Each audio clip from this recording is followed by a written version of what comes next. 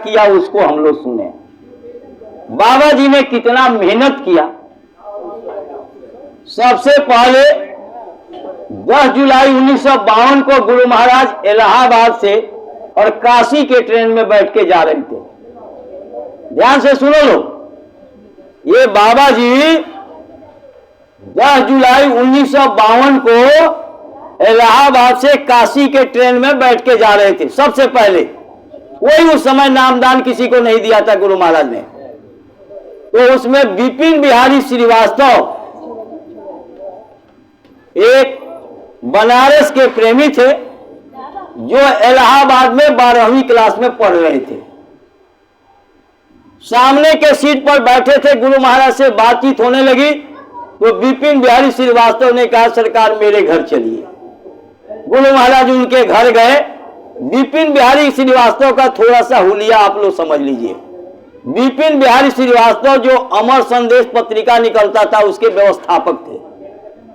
उन्होंने वकालत पढ़ा था, लेकिन गुरु महाराज के मना करने से उन्होंने वकालत की प्रैक्टिस छोड़ दी।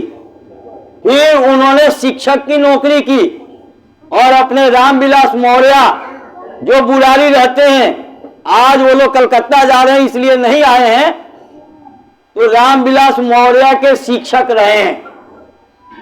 मैं इतना खोल के बता रहा हूं, इसको याद रखना आप लोग, इसलिए अच्छी तरह समझ लो कि विपिन बिहारी श्रीवास्तव प्रेम से उनको शंभू जी कहते थे, अमर संदेश के व्यवस्थापक। अब उनके घर गए गुरु महाराज। उनके आंगन में 4 आदमियों के बीच में सत्संग हुआ और केवल विपिन बिहारी श्रीवास्तव ने नामदान लिया। रोज लगातार 4 दिन हुआ। फिर माता जी, पिताजी, उनकी मौसी रहती थी 2.5 किलोमीटर की दूरी पर। उनके पति देव बैंक के मैनेजर थे।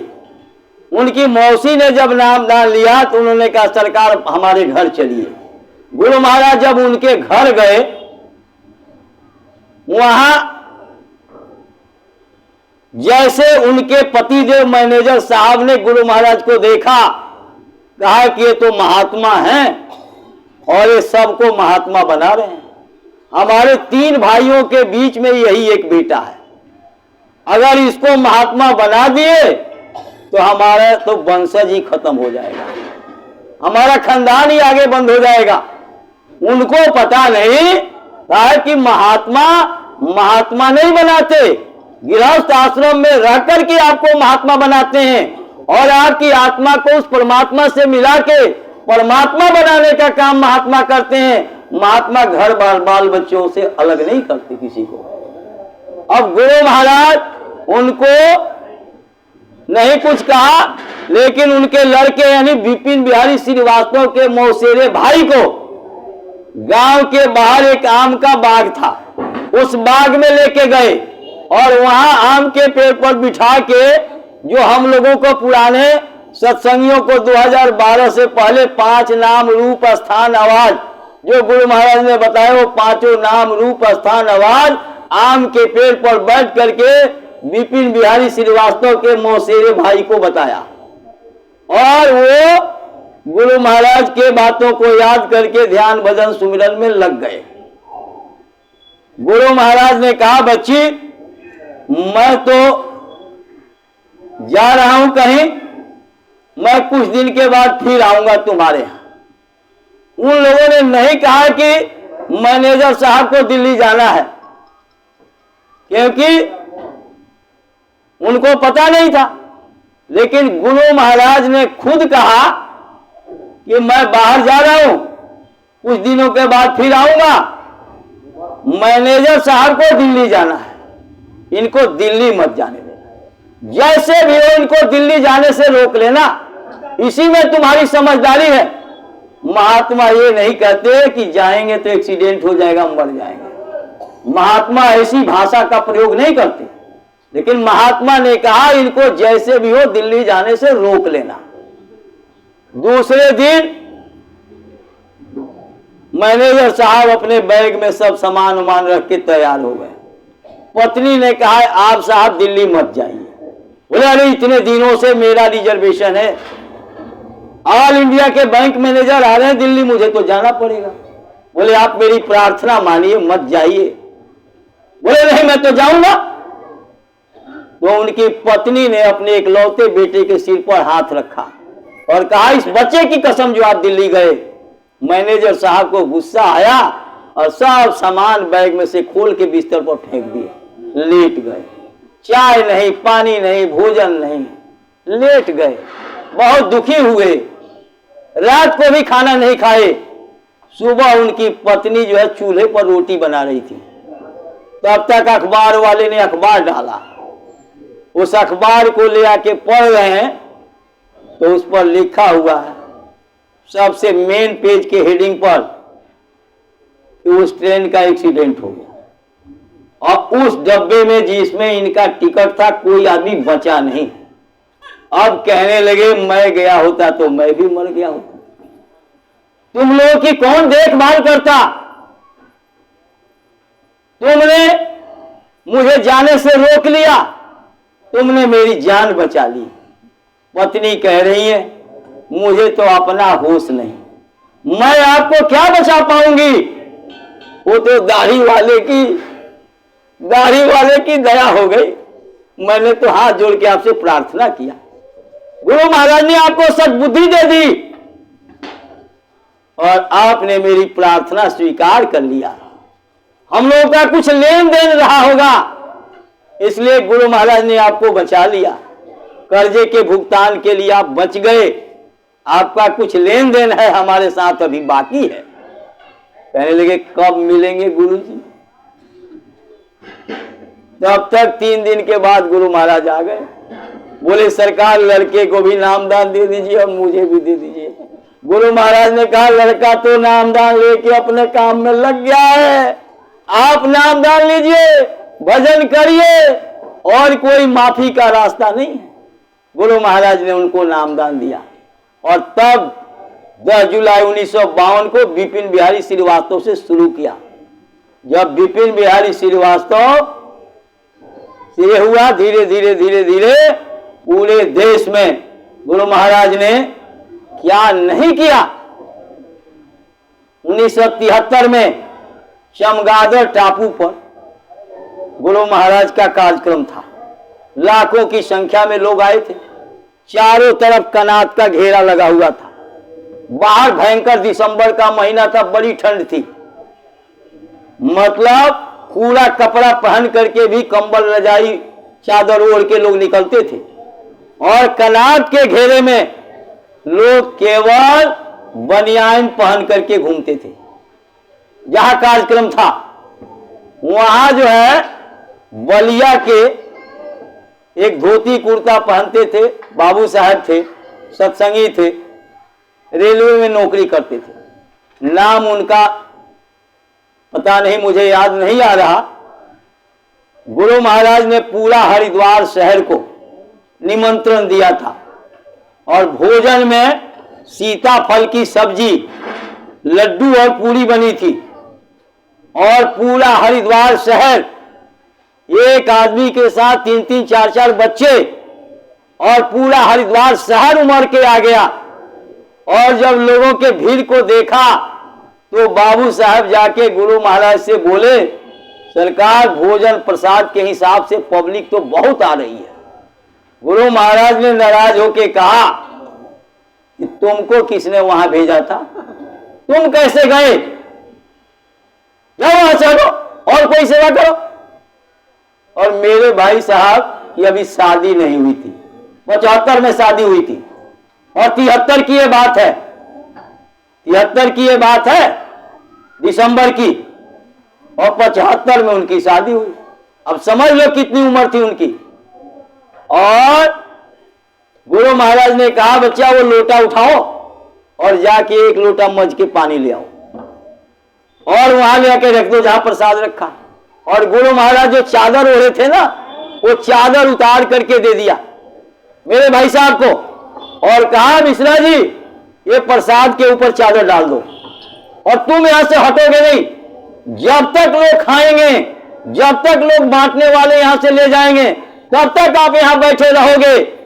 और वो समझ लो टोकरा भर भर के मिश्रा जी देते रहे, अब बाल्टी भर भर के सब्जी देते रहे। दिन के 11 बजे से लोग खाना शुरू किए और सब लोग खा लिए, पंडितों को बांध के दे दिया गया और रात के दोबारा फिर खाए लोग। जो सो गए उनके सिरहाने गुरु महाराज ने 4-4 पूरी, 4-4 लड्डू और आपके दोना में सब्जी भर के सबके सिरहाने रखवा दिया गुरु महाराज ने। ये हम लोगों ने, मेरे भाई ने देखा, मेरे भाई ने मुझे बताया, मैं तो उस टाइम नहीं था, मैं तो 77 में 22 मई 77 को नामदान अयोध्या में लिया था, लेकिन मेरे भाई ने बताया ऐसी घटना हुई। आपके 1996 में इलाहाबाद त्रिवेणी संगम पर जो गुरु पूर्णिमा का कार्यक्रम था, 10 दिन का कार्यक्रम था गुरु महाराज का गुरु पूर्णिमा पर। 3 महीना में गंगा जी के रेती पर विस्तार हुआ था, 3 महीना लग गया था विस्तार करने में। और हर पूनम को, पूर्णवासी को, आषाढ़ के पूर्णवासी को गंगा जी हनुमान जी का चरण स्पर्श करती थी, हर पूनम को। अब जो है डीएम का बार बार फोन आ रहा गुरु महाराज के पास, जल्दी मेला मैदान खाली करवाइए, जल्दी मेला मैदान खाली करवाइए। लेकिन गुरु महाराज नदी के किनारे बैठ करके और ऐसे गंगा जी में पैर घुमा करके गंगा जी को समझा दिया था कि आप शांत रहना। ये हम लोगों के सामने की बात है, हमारे नजरों के सामने की बात है, मैंने अपने आंखों से देखा है। गुरु महाराज ने गंगा जी को समझा दिया और डीएम का बार बार फोन और फौज जो है वहां खड़ी। और ये अब जो है दूसरे दिन गुरु महाराज ने कहा, बच्चों 3 घंटे में मैदान खाली कर दो। अब सामान जो है खाली होने लगा, लोग जो है गंगा जी में बाढ़ ना आए और सत्संगियों का नुकसान ना हो, तो कोई उंजली में बालू रेत, कोई रुमाल में, कोई औरत दुपट्टे में, कोई आंचल में, कोई गमछा में उठा उठा के गंगा जी के किनारे बालू रख रहे थे। हम लोगों ने भी किया, हम लोगों ने भी ये किया कि गंगा जी में बाढ़ ना आए और सभी सत्संगी सुरक्षित। लेकिन ये समझ में नहीं आया कि गुरु महाराज जो है गंगा जी को समझा दिए हैं, आप लोग तो एक माध्यम बन रहे हो, काम तो गुरु महाराज कर रहे हैं।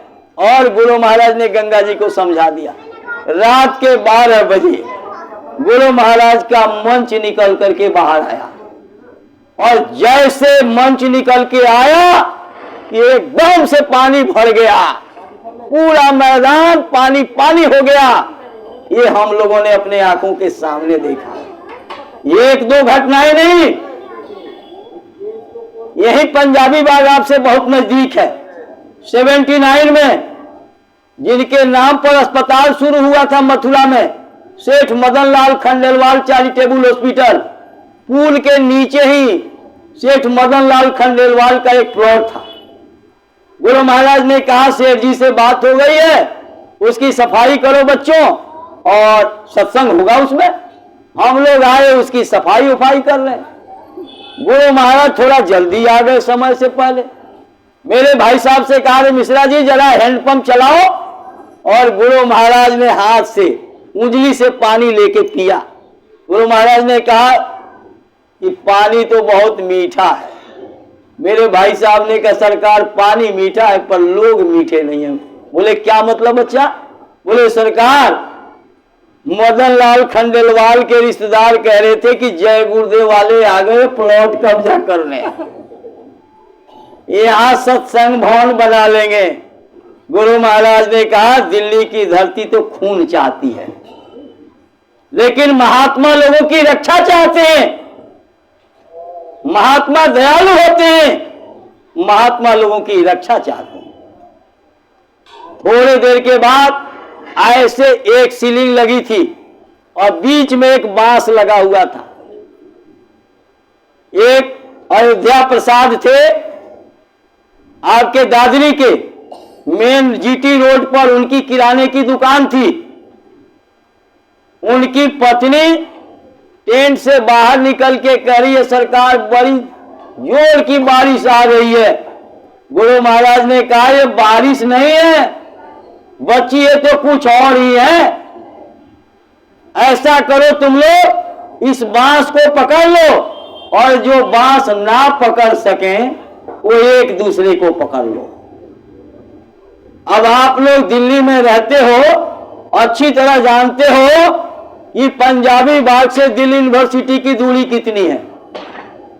गुरु महाराज ने सभी प्रेमियों को सुरक्षित बचा लिया और 79 में ऑटो जो है 4थी मंजिल पर चला गया था उड़ करके। इसी दिल्ली में 79 में जब चरण सिंह प्रधानमंत्री थे, इतना खोल के आपको समझाया जा रहा। गुरु महाराज ने बचाया लोगों को।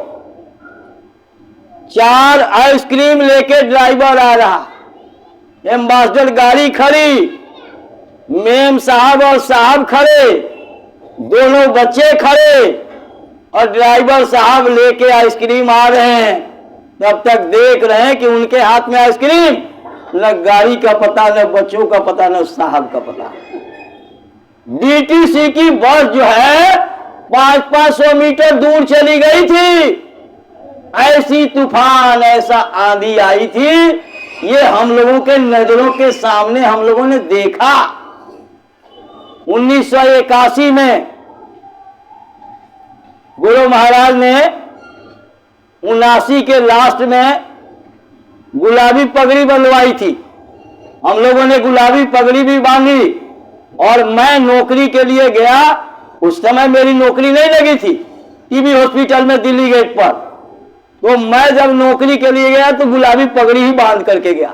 मेरे डायरेक्टर ने सवाल ही गुलाबी पगड़ी पर किया और जब उसको बताया, उसने कहा जाओ आपका सिलेक्शन हो गया। गुलाबी पगड़ी।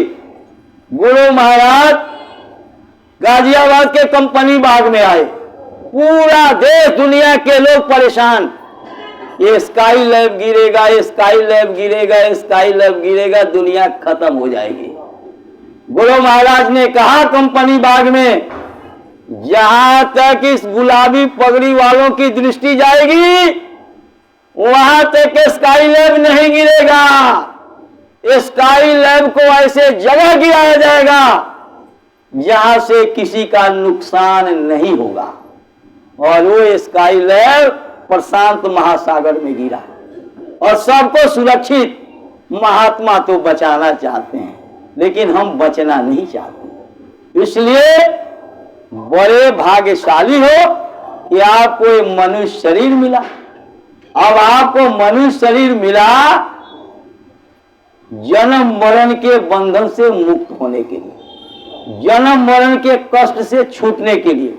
और गुरु महाराज का मैं चमत्कार बताना शुरू करूं तो मुझे 24 घंटा लगेगा, कम से कम 200-250 चमत्कार मैं बता सकता हूं गुरु महाराज का, और 24 घंटा लगेगा बताने में। अब मैं इसके तरफ ना जाके, आप इस दुनिया में किस लिए आए हो, आपको क्या करना है।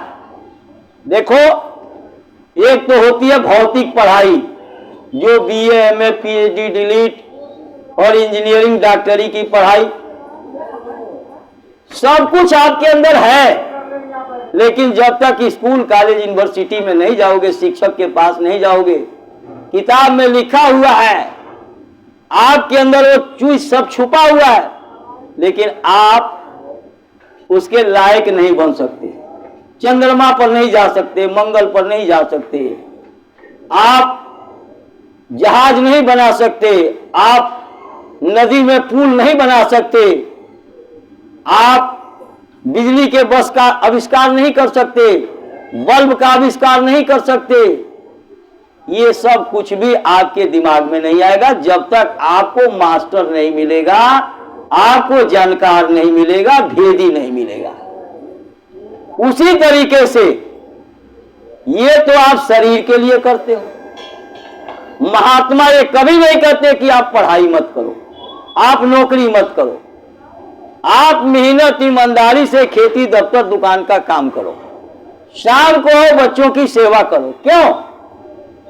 इन बच्चों का आपके ऊपर कर्जा है, वो कर्जा लेने के लिए आपके घर में पैदा हुए हैं, और जब तक कर्जा नहीं चुकेगा तब तक वो छोड़ के जाने वाले नहीं है, तब तक आप भी नहीं छोड़ के जाओगे। और अभी नहीं चुकाओगे तो कल को गधा बनोगे, बैल बनोगे, जानवर बनोगे, पशु पक्षी कीड़े मकोड़े बनोगे, वहां आपको भुगतान करना पड़ेगा। इसलिए महात्मा कहते हैं कि आप मेहनत ईमानदारी से खेती दफ्तर दुकान का काम करो, शाम को आके बच्चों की सेवा करो और अपने माता पिता की सेवा करो। इस बात का ख्याल रखो कि 9 महीना तक किस दुख की हालत में माँ ने पेट में रख के हमारा पालन पोषण किया, अपने भूखे प्यासे रह करके, और किस तरह से हमारा परवरिश किया। पिता ने किस तरह से मजदूरी मेहनत करके, भूखे प्यासे रह करके, चपरासी की नौकरी करके, नाली साफ करके, खोमचा रेड़ी पटरी लगा करके, और आपको इंजीनियर डॉक्टर प्रोफेसर बनाया। तो हमारा भी कुछ फर्ज बनता है, और उस कर्ज को उतारने के लिए आप भी माता पिता की सेवा करो। आप जब माता पिता की सेवा करोगे तो आपके बच्चे भी उस सेवा को देखेंगे, तो उनके अंदर भी संस्कार पड़ेगा, आपकी भी सेवा होगी। आप अपने माता पिता की, सास ससुर की सेवा नहीं करोगे, आपके बच्चे भी आपकी सेवा नहीं करेंगे। इसलिए आप लोग ये काम, ये जिम्मेदारी पहले निभाओ, उसके बाद इस शरीर के लिए खूब पढ़ाई लिखाई करो, 100 मकान बना के ईमानदारी से रहो, 100 कपड़े रोज बदलो, अच्छी शिक्षा पाओ, अच्छे स्कूल में बच्चों को पढ़ाओ, लेकिन आप शुद्ध शाकाहारी, किसी जानवर पशु पक्षी के मुर्दे मांस का आहार मत करो। क्या बकरी, क्या भेड़िया, क्या अपना जाया, सबका लोहू एक है, तुमको किसने भरमाया समझाया। कबीर साहब ने कहा, तिल भर मच्छी खाए के कोटि गौ करे दान, काशी करवट ले मरे तो भी नरक निदान। अभी एक टीवी में मैं न्यूज देख रहा था, आपके जयपुर में वो पॉजिटिव उसका ब्लड ग्रुप था। 11 तारीख को जो है, 11 तारीख को जो है उसका एक्सीडेंट हुआ, बच्चे का हॉस्पिटल में एडमिट कराया, और AB पॉजिटिव उसको ब्लड चढ़ा दिया। AB पॉजिटिव, O पॉजिटिव जो है उसका ब्लड ग्रुप था, और AB पॉजिटिव जो है उसको ब्लड चढ़ा दिया। थोड़ी देर के बाद इसी 23 तारीख को, 2 दिन पहले, परसों, उस बेचारे की जान चली गई। अब आप बताओ, जिन जानवर पशु पक्षियों के मार करके या मरे हुए का मांस खाते हो, उसके अंदर क्या बीमारी है और क्या उसका ब्लड ग्रुप है। आपके अंदर जानवरों का खून ज्यादा हो जाएगा, मनुष्य का खून कम होगा। जानवर की दवाई डॉक्टर दे नहीं सकता, अब मनुष्य की दवाई काम करेगी नहीं, तो आपकी बीमारी कैसे जाएगी। और यही तो उसका कारण है कि कितने अस्पताल बन गए बड़े बड़े, विदेशों से पढ़ के डॉक्टर आ गए, लेकिन बीमारियों का कोई निदान नहीं है। इसलिए महात्माओं ने कहा कि आप शुद्ध शाकाहारी, तिल भर मच्छी खाए के कोटि गौ करे दान, अक्कासी करवट ले मरे तो भी नरक निदान, सीधा नरक होगा। आपके एड्रेस पर हम बताते थे कि हनुमान जी के मंदिर ये जगह है। हनुमान जी कभी मांस नहीं खाते थे, ब्रह्मचारी थे। राम ने भी मांस नहीं खाया। अब राम का झंडा लेने से, राम का झंडा घर पर लगाने से, और राम का झंडा अपने गाड़ी में लगा के चलने से आप राम के भक्त हो जाएंगे। राम ने किस तरह से पूरे वनवास पीरियड में अपने आप को तपाया, और किस तरह से शरीर को कष्ट दिया, किस तरह से भूखे प्यासे रहे, और किस तरह से शुद्ध शाकाहारी चरित्रवान त्यागी तपस्वी बन करके और समाज के सामने उभर करके आए। वो काम तो आप करते नहीं हो। राम जी का झंडा लेने से आप राम के भक्त हो जाओगे। राम राज में सभी बराबर, समता शंख बजाना, अमर संदेशा बापू जी का बच्चों भूल न जाना, सबको समान दृष्टि से अरे भेष बदल के राम अपने प्रजा के बीच में जाते थे, लोगों के दुख सुख सुनते थे, उसका निवारण करते थे, और आप ये काम करते नहीं हो। मैं राम के प्रेमियों का विरोधी नहीं हूं, मैं झंडे का विरोधी नहीं हूं, लेकिन मैं इतना जरूर अर्जी करूंगा कि आप राम वाला काम भी करो, राम की बात के साथ साथ राम का काम भी करो, कृष्ण का काम भी करो। राम मांसाहारी नहीं थे और कृष्ण मांसाहारी नहीं थे, तो आप भी तो मांस मछली अंडे शराब का सेवन बंद कर दो। राम जब हारने लगा, रावण जब हारने लगा तो अपने भाई कुंभकर्ण को जगाया, बड़ी मुश्किल से वो जगा, तो जगते ही राम का गुणगान करने लगा, और जब गुणगान करने लगा तो रावण ने देखा ये तो घटना ही उल्टी हो जाएगी। तब रावण मांगी कोटि घट, मधु और महिष अनेकों प्रकार के जानवरों का मांस और शराब मंगाया। गोस्वामी जी महाराज आगे लिखते हैं कि मांस खाकर मदिरा पाना, अब वर्षा बजरा घास समाना, पहाड़ के तरह गर्जना किया कि 6-6 महीने के औरतों के पेट के बच्चे बाहर गिर गए, निकल गए, ऐसी गर्जना किया। तो अब आप बताओ कि जब इससे बर्बादी होता है, आप जब अपने आप को नहीं पहचानोगे तो भगवान को क्या पहचानोगे। इसलिए पहले अपने आप को साफ सुथरा करो। ये बड़ा साफ सुथरा आपने बिस्तर लगाया बैठने के लिए, लेकिन इस पर अगर मांस का टुकड़ा डाल दिया जाए तो गंदा से गंदा आदमी भी इस पर आके नहीं बैठेगा। आप जिस मंदिर को बनाते हो उसमें अगर मांस का टुकड़ा डाल दे तो कोई पूजा पाठ करने नहीं जाएगा जब तक आपकी सफाई नहीं होगी। अब आप बताओ कि भगवान ने अपनी कारीगरी से अपने रहने के लिए मनुष्य मंदिर बनाया, देव दुर्लभ ये मनुष्य मंदिर बनाया, टॉप ऑफ क्रिएशन सृष्टि का सरताज बनाया, और उसमें आप मुर्दा डाल रहे हो, तो अब इसमें देवी देवता और भगवान की अंश आत्मा रहेगी खुशहाल? नहीं, इसमें भूत प्रेत शैतान आपके घर की बरकत चली जाएगी, घर में लड़ाई झगड़े होंगे, कोर्ट कचहरी। अब 13 साल का एक बच्चा अभी 13 साल में लगा है, 6ठी क्लास में पढ़ रहा, बाप लेकर के अम्मा आए थे कि ये नशा करता है, कोई दवाई इसको दे दीजिए। हमने कहा बेटा क्या क्या नशा करता? बोले बीड़ी पीता हूँ और कुछ सिगरेट पीता हूँ, गांजा पीता हूँ। हमने कहा देखो ये अच्छी चीज है, अच्छी चीज होते तो माता पिता तुमको मना नहीं करते, इसको क्यों करते हो? तुम्हारी उम्र कुछ नहीं है और तुम ऐसी नशा कर रहे हो, तुम्हारी तरह तरह की बीमारियां लग जाएंगी और तुम अपने आप को उस समय बचा नहीं पाओगे। इसलिए देश दुनिया में क्या हो रहा ये सब समझो। आप लोग शुद्ध शाकाहारी रहो, चरित्रवान त्यागी तपस्वी रहो। जानवरों का कोई रिश्ता नहीं होता, गाय का, बछिया का, बछड़े का कोई रिश्ता नहीं। उस तरह से जब जानवरों का मांस खाते हैं तो हमारा रिश्ता सब खत्म हो गया। पड़ोस में रहता है, लड़का लड़की रहती है और पड़ोस को बहन जी, आंटी, अंकल जी कह रहा, और अंकल जी के बेटी को आंटी जी के बेटी को लेके चला गया, जाके कोर्ट मैरिज कर लिया। ये हो नहीं रहा क्या? और फिर कुछ ही दिनों के बाद डाइवोर्स हो रहा। जब अपने मर्जी से बीच में किसी धर्म के अंकुश को नहीं रखोगे तो शादी कितने दिन चलेगा, वो संबंध कितने दिन रहेगा?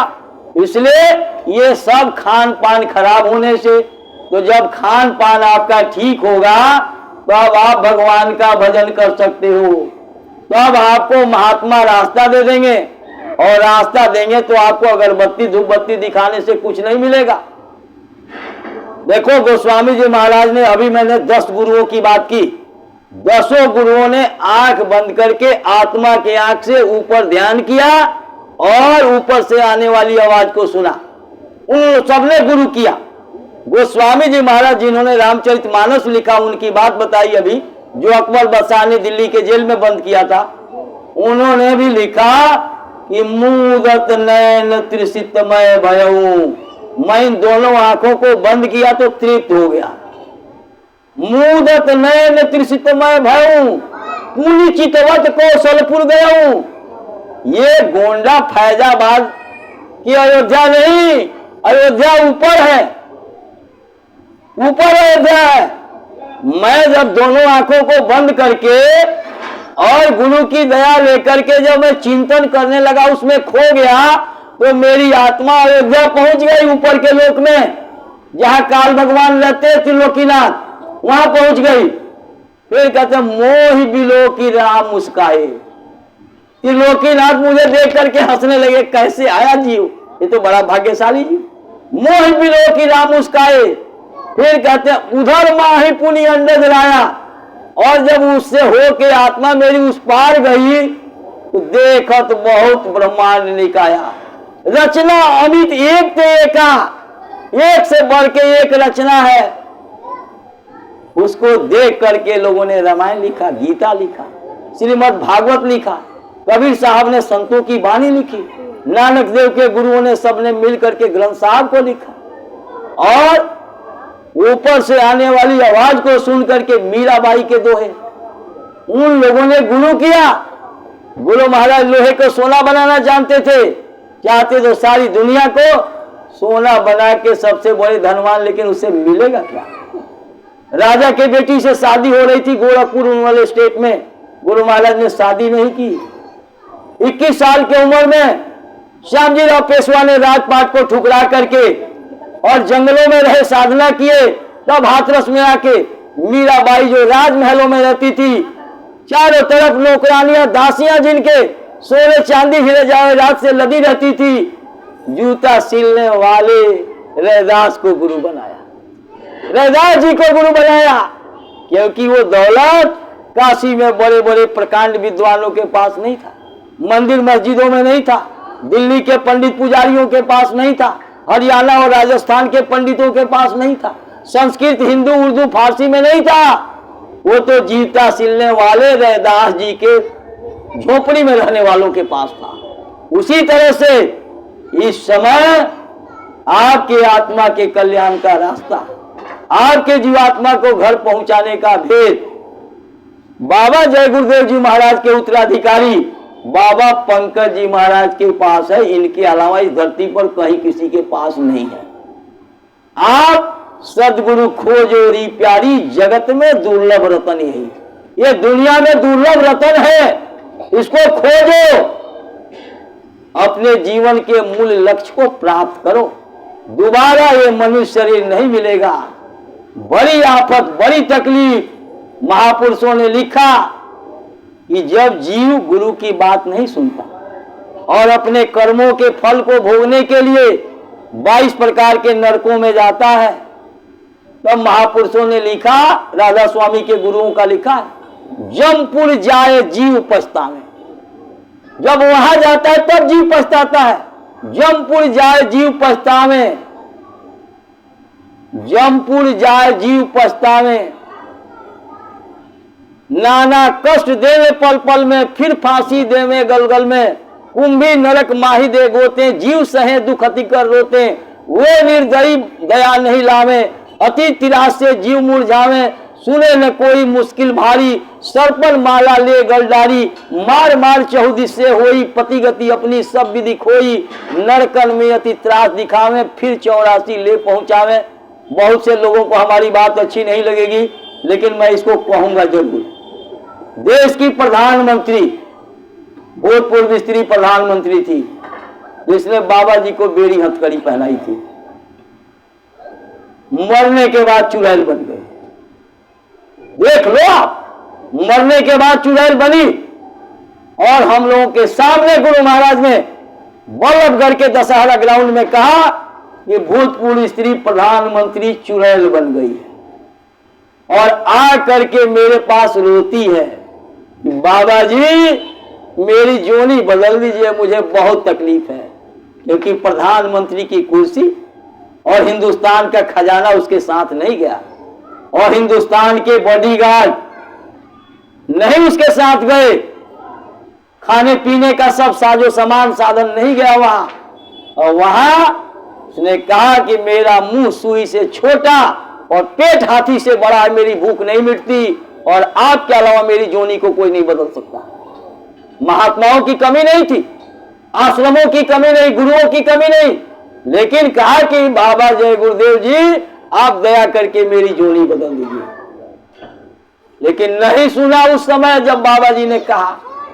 फिर कहा उसने, आप देश की जनता को बता दीजिए कि विदेशी औरत से शादी करने वालों को देश की जनता वोट नहीं दी, चाहे मेरा बेटा क्यों न हो, और नहीं तो मैं उसको प्रधानमंत्री बनने से पहले ठिकाने लगा दूंगी। गुरु महाराज ने हजारों लोगों के बीच में कहा, बल्लभगढ़ दशहरा ग्राउंड में, और 20 तारीख को रायबरेली में ठपाठप लोगों ने मुहर लगाया, और 21 तारीख को चिकमगलूर में जूते से राजीव गांधी की शक्ल पहचानी गई। महात्मा की बात इधर उधर नहीं होती। महात्मा कहते उसी को है जो हर पल वहां आता जाता है। जैसे आप अपने घर से निकल के यहां आए हो, अभी सत्संग के बाद भोजन प्रसाद लेके अपने अपने घर चले जाओगे, उसी तरह से इस शरीर में रहेंगे महात्मा। खेती करेंगे, दुकान करेंगे, दफ्तर करेंगे, हल चलाएंगे, इंजीनियरिंग करेंगे, डॉक्टरी करेंगे, लोगों की सेवा करेंगे, लोगों के काम आएंगे। आंख बंद करेंगे, उनकी आत्मा फट निकलेगी, ऊपर के मंडलों में चली जाएगी और वहां से होके थोड़ी देर में चली आएगी। वो रास्ता आपको बता देंगे महात्मा। आपका भी नाम। अब आप लोग एक बात बताओ, मैं अपने परदादा के पीछे के पीढ़ी का नाम नहीं जानता। आप लोग जानते हो? नहीं जानते। कबीर साहब को 700 बरस गए हुए हो गया, क्यों लोग उनको जानते हैं? मीराबाई को 400-500 बरस हो गया, रैदास जी को 600 बरस हो गया, नानक साहब को भी लगभग 600 बरस हो गया। वो कोई हमारे रिश्तेदार थे जो हम जानते हैं? उन्होंने ऐसा काम किया। आर्किमिडीज और न्यूटन का नाम क्यों जानते हैं साइंस पढ़ने वाले बच्चे? उन्होंने ऐसा शोध किया। बाग में बैठ करके देख रहे हैं न्यूटन कि आम नीचे गिर रहा, सेब नीचे गिर रहा। उनका दिमाग जाने लगा दाएं बाएं क्यों नहीं जा रहा, ऊपर क्यों नहीं जा रहा। तो उन्होंने कहा भाई पृथ्वी के अंदर गुरुत्वाकर्षण शक्ति है, किसी चीज को अपने अंदर खींचने की क्षमता है। उसी तरह से जब दिमाग दौड़ाया तो अब आपके अंदर सब कुछ भरा हुआ है, लेकिन इसको उभार करने वाला कोई महात्मा मिल जाए तो आपको ऐसी युक्ति, ऐसी रास्ता बता देगा। आपको घर बार छोड़ना नहीं, बाल बच्चों को छोड़ना नहीं, माता पिता को छोड़ना नहीं, सब काम पहले जिम्मेदारी से निर्वाह करो। शुद्ध शाकाहारी रहो। शाकाहारी रहोगे तो आपका चरित्र भी ठीक होगा, आपका सोच समझ